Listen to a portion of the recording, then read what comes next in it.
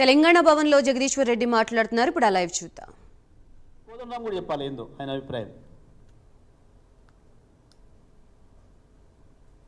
ఇదే కోదండరాం సాగరహారతిలో పాల్గొంటున్నప్పుడు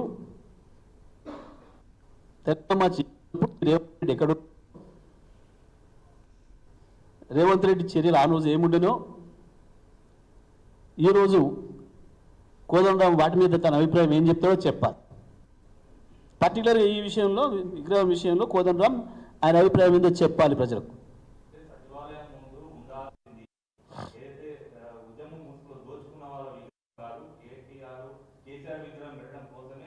అంటే తెలంగాణ తల్లి అట్లా చేసిందని వాళ్ళ ఉద్దేశమా? తెలంగాణ తల్లి అట్లా చేసిందని వాళ్ళ ఉద్దేశమా? ఎవరి గురించి మాట్లాడుతున్నారు? సోయిందా? తెలంగాణ జ్ఞానమే లేని వేదవులు అంతకంటే గొప్ప ఏం మాట్లాడతారు?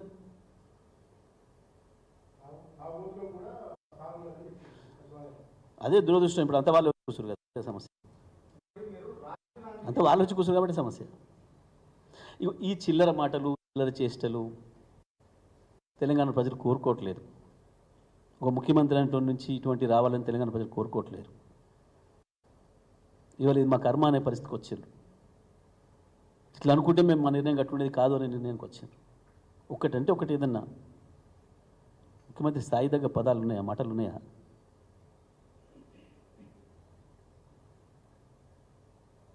పెట్టు, తెలంగాణ తల్లినే పెట్టు. కేసీఆర్ పెట్టమని ఎవరన్నారు? ఇప్పుడు అనలే కదా.